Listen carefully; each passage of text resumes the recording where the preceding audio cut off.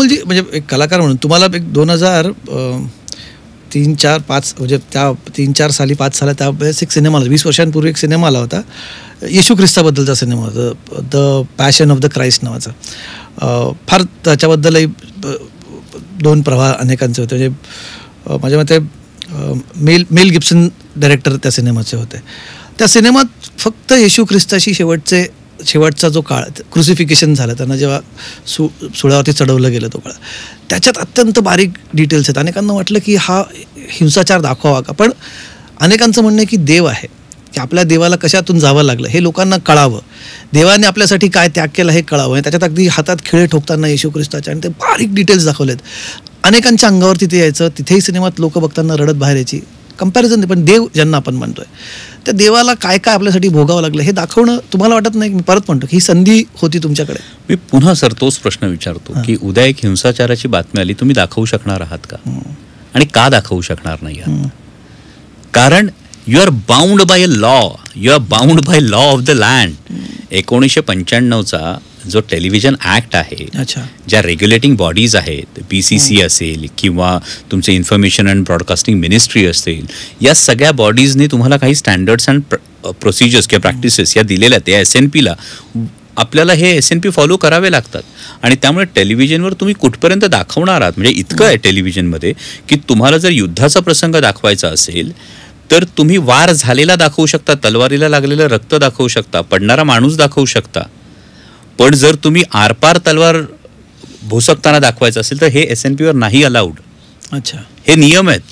आणि मग हे सगळे जर नियम असतील आणि या नियमातून ते करत असताना मग त्याला प्रतिकात्मक रूपानं किंवा मग वर्णनातून हे येणं, जे हाल झाले लोकांपर्यंत पोचले का, जे बलिदानाच्या वेळी छत्रपती संभाजी महाराजांनी सहन केलं, हे डेफिनेटली वर्णनातून असेल, प्रतिकात्मक रूपानं असेल, हे नक्की पोचवण्याचा प्रयत्न होता. बरे, जेव्हा हेतूविषयी जर हा विषय असता, प्रश्न असता, हे तुम्ही मला त्याच्याकडे काय ना, तुम्ही त्या काळी एका पक्षाशी असोसिएट होतात, म्हणजे राष्ट्रवादी काँग्रेस पक्षात तुम्ही म्हणजे तेव्हा प्रवेश केला होता. ती मालिका सुरू असताना जो मी अगदी स्पष्ट शब्दात सांगतो आरोप काय होतोय, तुम्ही त्या म्हणजे हा सोशल मीडियाच्या कमेंट्समधूनच नाही तर त्याचा एक सार काढताना की शरद पवारांच्या पक्षात तुम्ही होतात आणि म्हणून कुठेतरी एका सेक्युलर भूमिकेतून संभाजी महाराज मांडले जावे, कुठेतरी तुमच्या भूमिकेला ते सोयीस्कर नाहीये म्हणून तुम्ही तो एंड दाखवला. म्हणजे SNP बाजूला, कायदा बाजूला, ही राजकीय दादांत खोटं आहे. जर तसं असतं तर शिवपुत्र संभाजी महानाट्य सुद्धा तुम्हाला त्या अँगलने दिसलं असतं ना. शिवपुत्र संभाजी महानाट्यामध्ये तेच होतंय. 2012 मी जे महानाट्य सुरू केलं त्यातल्या स्क्रिप्टमधला एकही शब्द अजून बदललेला नाहीये. पण दुसरी फार महत्वाची गोष्ट की मुळात पवार साहेबांनी त्यावेळी त्यांच्या व्यस्ततेमुळे सिरियल फॉलो केलीच नव्हती. त्यांनी मालिका पहिल्यांदा पाहिली ती लॉकडाऊनच्या वेळी जेव्हा रिपीट टेलिकास्ट झाला ना, तेव्हा त्यांनी मालिका पहिल्यांदा पूर्ण पाहिली. त्यामुळे त्यांच्या सांगण्यावरून हे घडलं असेल याचा सुतराम याची शक्यता नाही. पण त्यांनी विचार शरद पवार माहिती ठेवता सगळ्या गोष्टींची. पण त्याच वेळी शरद पवार साहेबांची एक दुसरी खासियत जर तुम्ही बघितली तर आदरणीय पवार साहेब हे कायम कलेच्या स्वातंत्र्याविषयी हे कायम आग्रही राहिलेले आहेत.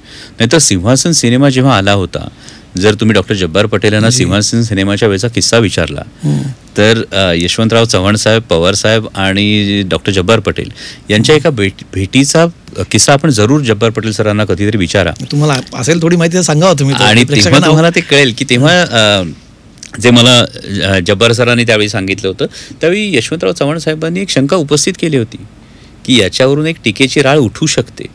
आणि त्याही वेळी पवार साहेबांनी तीच भूमिका घेतली होती की जर आपण आपल्या कामाविषयी सक्षम आहोत किंवा त्याविषयी आपण कॉन्फिडेंट आहोत तर कलेला त्यांचं स्वातंत्र्य दिलंच पाहिजे. त्यांना जे मांडावं असं वाटतं त्यांनी मांडू द्या ना, ते मांडलं पाहिजे. आणि सिंहासन सिनेमा झाला होता. त्यानुसार पवार साहेबांचं तुम्ही अगदी घाशीराम कोतवालच्या वेळची ही भूमिका असू शकते किंवा पवार साहेबांनी कधी कुठल्या कलाक्षेत्रामध्ये आडकाठी केली किंवा अमुक असं दाखवा असं सांगणं, हा मला वाटतं हा काहीतरी बादरायण संबंध जोडण्याचं कारण आहे. जर हे मी पुन्हा तेच म्हणतो ना की हे जर असं असतं ना तर मग महानाट्य बदललं. डॉक्टर अमोल कोल्हे 2019 पर्यंत जे महानाट्याचे प्रयोग करत होते त्याची स्क्रिप्ट वेगळी होती आणि 2019 नंतर जे करतात त्याची स्क्रिप्ट वेगळी आहे. असं नाहीये ना, ती स्क्रिप्ट आहे, तोच प्रसंग आहे. पुन्हा मी तेच म्हणतो की त्यामध्ये जवळपास 22-25 मिनिट हा बलिदानाचा प्रसंग महानाट्यामध्ये आहे. मग तो प्रसंग त्यावेळी आहे कारण त्या माध्यमात ते दाखवता येतं. त्या माध्यमानुसार जे दाखवते ते आहे.